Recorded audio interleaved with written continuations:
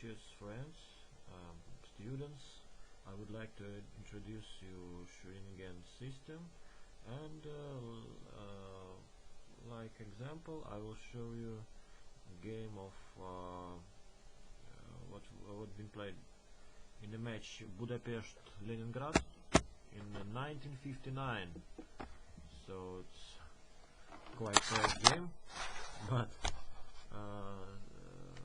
I'm absolutely sure that you will have a fun when you will see this game. Okay, for white play Pogac, Joseph, and for black Cherepkov, Alexander. Alexander Cherepkov, it was very famous player, very famous chess trainer, and actually it's really famous person in St. Petersburg chess, in Petrograd and Leningrad chess. He was international master. He had a lot of medals during Second World War, and actually really was a very nice person. Okay, in the game was e4, c5, knight f3, e6, d4, c takes d, knight d4, knight f6. So this is a classical move order for Scheveningen. Cannot say like nowadays considered not the best one, because after knight c3 and d6, white has very strong option g4. That's calling carries attack. White going to play g5, kick this knight to the and then it will kind of English attack without move f3, and without f3 that's useful for white. Why? Because sometimes it's useful to push f4 immediately, and of course not so easy. After g4, black has options like h6, h4, e5, or h6, h4, knight c6, rook g1, d5. I cannot say that's they cannot say that's so bad for black, but modern practice shows that white chances high everywhere. Anyway, after d6, white just played bishop b2. So now we're going to the classical Scheveningen. So again, like alternative here is first move is g4, and another move what black should count is bishop b3. Also here white trying to get another quite unpleasant setup like f4 plus queen f3 and then long castle. So after bishop b2, a6, f4, queen c7. I cannot say that this move order is the best for black, but black trying to play tricky. That's very important, and still didn't develop this knight. Why that's important? Because black can develop this knight later more flexible, put it to d7, and black hoping to do this. Of course this not so clear and not so easy, but black hoping to get it by the proper move order, to put the knight to d7. Well, let's see what's happened later. Castle, bishop b7, and here maybe white played not the best move. So here white played bishop e3. Deserve attention, direct move a4 in this position, or prophylactic move king h1. White is worse than bishop e3 because now after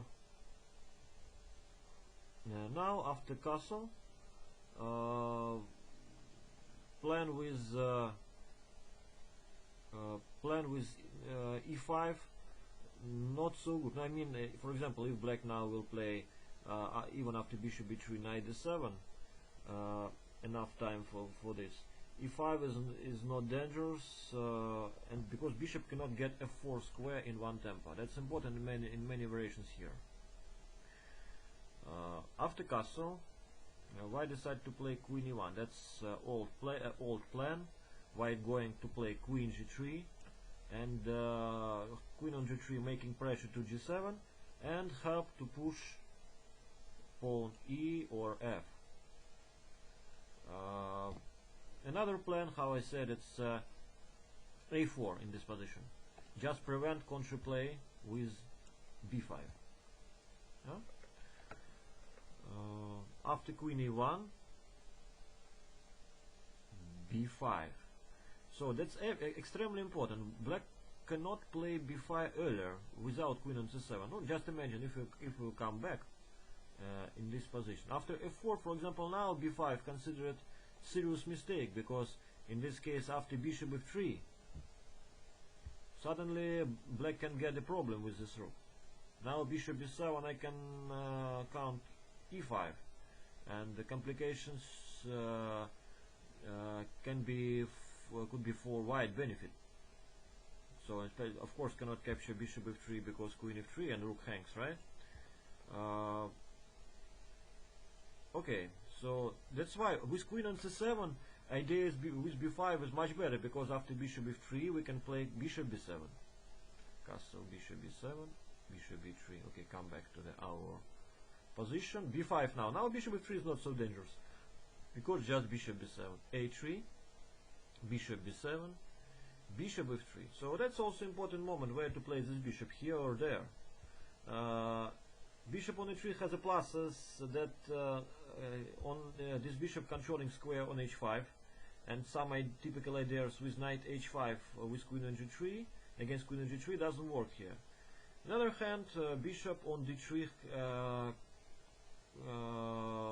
was able to make a pressure on h7, on f3 cannot.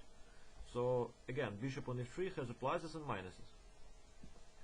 Knight c6, rook d1. Again, what we can say about knight c6? Yeah, white black didn't play knight d7 here.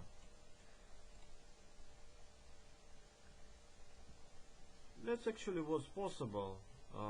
Maybe black decided not to do this because of g4 in this moment, and after knight c5, maybe bishop f2, and suddenly these knights disturb each other.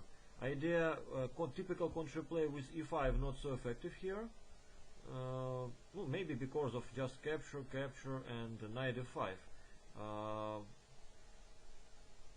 Maybe this position is not so clear.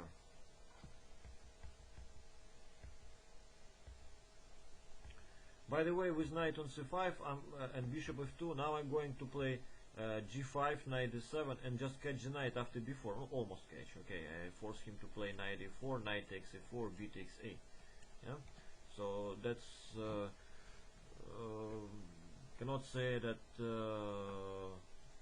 Probably that's not so nice for black. Okay, after bishop f3, knight c6 black played. So now it's classical setup, knight setup, knight on c6. And now black has typical ideas, typical counter blow in the center. So white should always count strikes like ideas with knight capture d4, bishop d4, e5, or just rook e8, bishop f8, and e5 as well. Rook ac8. So just black preparing counterplay on the queen side. So actually main file on c file. So main idea of black is counterplay on c file. So black has semi-open file c. That's why they prepare operations. So what's that? How it works? No, it's sometimes it's just bring the knight to c4 square with pressure to b2 square, and sometimes it's preparation b4 with idea takes b, knight capture b4, and like this. Sometimes it's just knight capture on d4, what I mentioned before, bishop d4 and e5. So anyway, rook c8 move is useful. King h1 was, and now black decided to realize this idea. Knight capture d4, simplification. Bishop d4, e5. No, definitely that f takes e, d takes e, bishop e3 doesn't promise anything for white. By the way, I can think even about win the pawn after bishop e3. So knight b5, a takes b, b takes a, queen c2. That works. Can work. By the way, on e4 pawn also hang. Don't forget. So after bishop e3, so instead of after e5, white just play bishop e3. And we can say what? Of course, possible just e takes f, bishop b4, and try to bring the knight to e5. Also typical idea for black in such positions. Or bishop f6 and then bishop e5. But black just play rook e8 in this moment. Rook e8 and then preparing contra play against pawn e4. f5. That's extremely responsible move. Responsible move. Why? On one hand, white going to push pawn g, and 1 second. Yeah, g4, g5.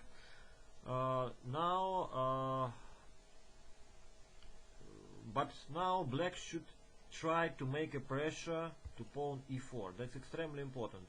No more pressure to pawn e5. So now my typical idea for black is like queen going to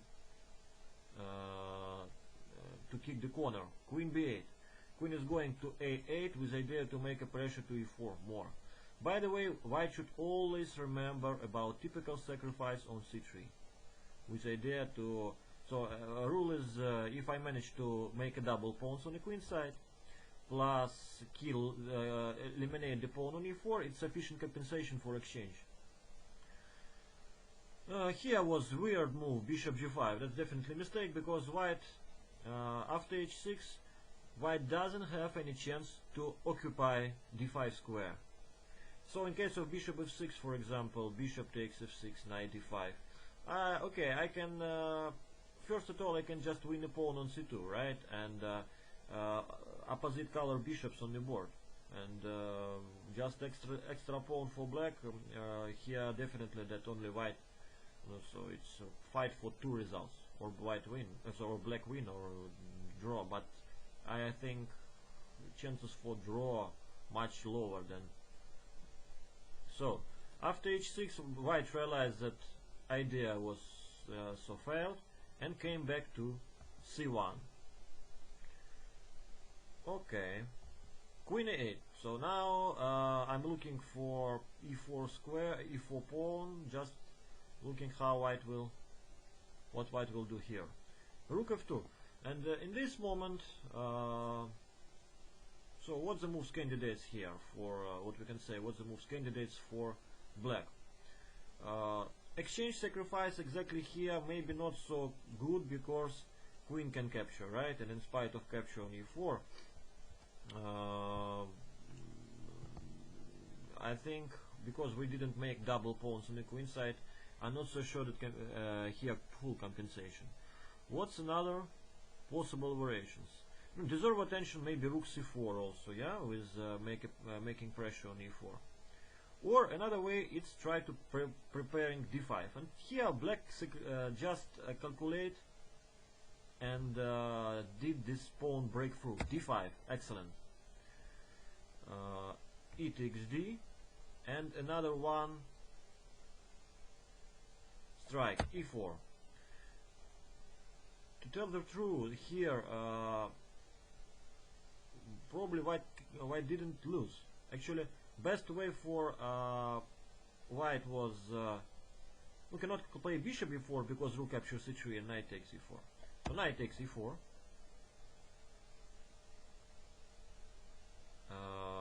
Here strongest way probably was bishop d5 for black. Actually they maybe make some mistake both, and black also miss white's idea. Knight capture e4, and here white did just decisive mistake. in case of strongest move, no, queen takes e4. If black just win exchange, queen h4, bishop f2, queen f2, position is about equal, because white got 2 pawns for exchange. But after bishop e4, actually black wins immediately, and actually in this moment that was decisive mistake, bishop e4. After bishop h4, actually game over. Only move is g3, and decisive strike was bishop takes d5, rook d5, queen d5, rook f4, bishop g5. No, and actually here white resigned. So what we can say about this game? White play probably not the best way for white against Scheveningen, but black managed to show almost all Scheveningen ideas. That's typical maneuver, rook e8, bishop, rook e8 with idea, rook e8 with idea, make a pressure to e4 square. It's maneuver queen b8, queen a8 with pressure to e4. It's preparation sacrifice on c3. It's typical maneuver knight capture d4, bishop takes d4, and e5. That's yeah, actually almost all typical ideas were realized in this game. Okay. Thank you so much for listening me.